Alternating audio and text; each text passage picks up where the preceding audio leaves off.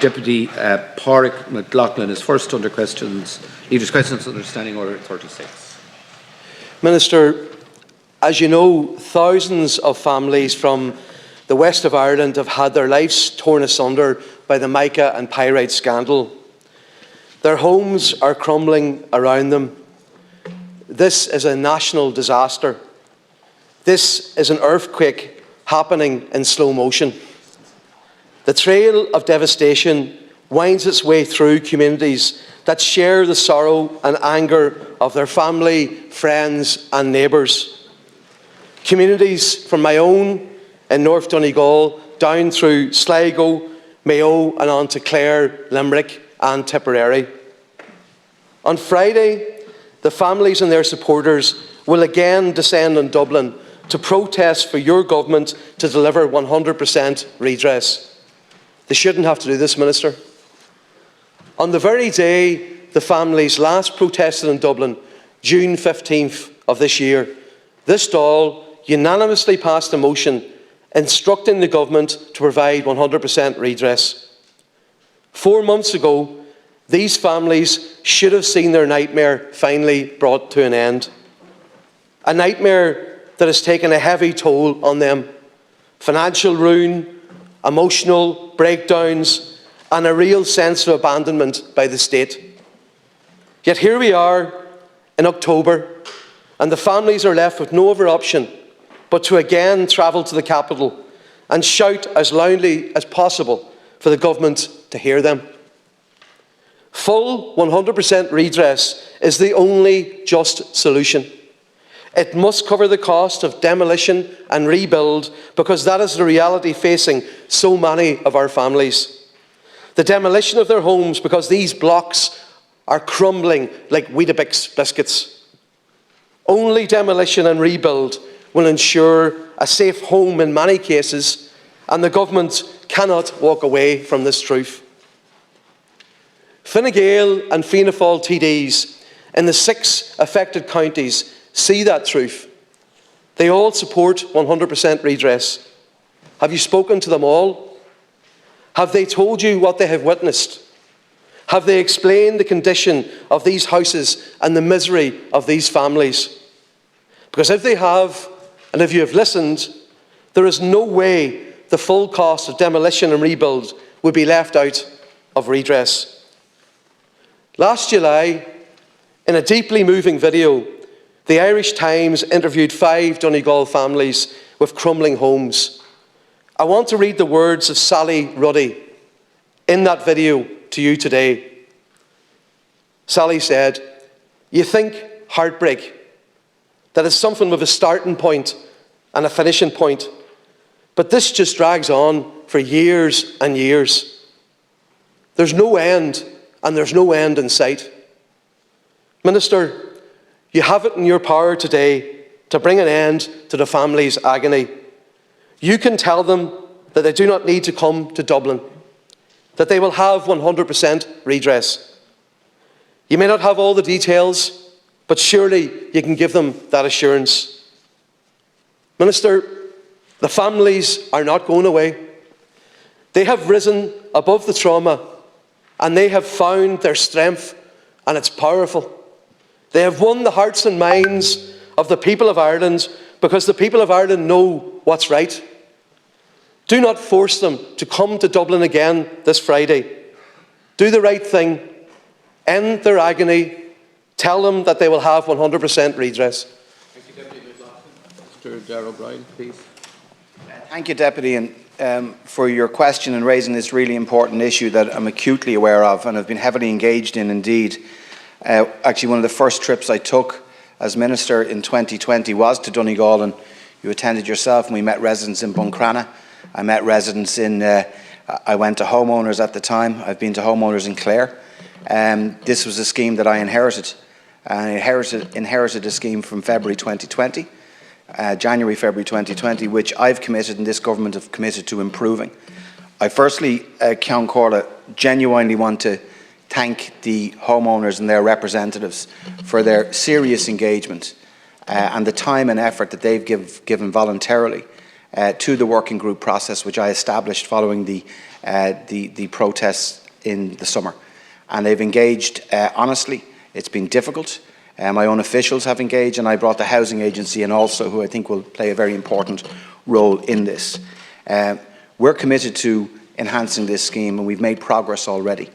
I'm not going to delay on it, Deputy McLaughlin, I can tell you that, and I do recognise both my own colleagues in government, TDs and senators, and indeed your own, and the input that they have had into this process, because it is an absolute tragedy.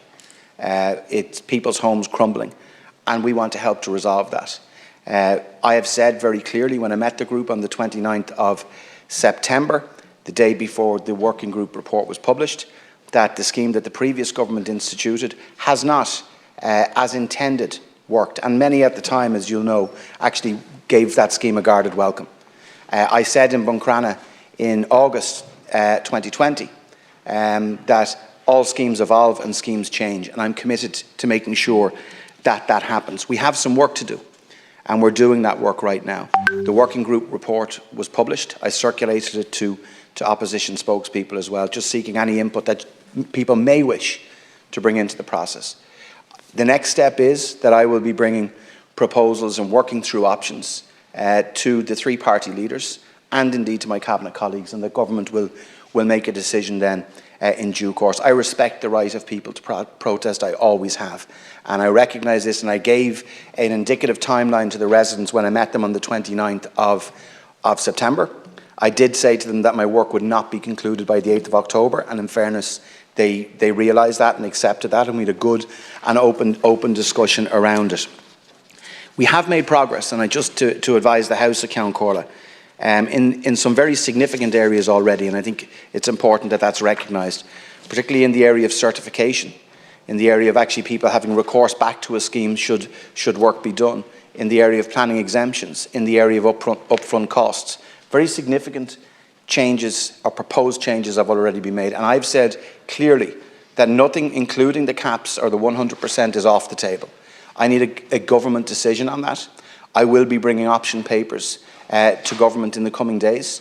We will be bringing that to Cabinet then as well to make a decision, and I will absolutely be engaging, particularly with the representatives from the affected counties on defective blocks. There are other counties as well that I visited and where we're receiving submissions in.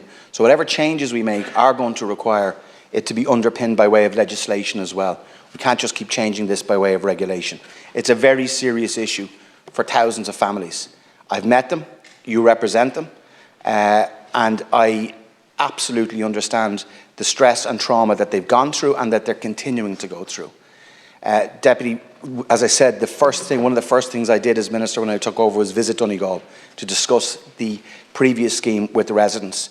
We're close to bringing forward quite significant enhancements which I have to work through, and obviously the House, yourself, your party and others here, including government, will be advised on that, and that will be in the coming weeks. Minister, at the core of this is that every citizen, every family in this state are treated exactly the same, and the families, and you're very familiar with the Padraic resolution scheme, the families, over 2,000 of them now in Dublin and North Leinster, absolutely rightly receive 100% redress. They did nothing wrong, and they were failed by the absence of state regulation and oversight.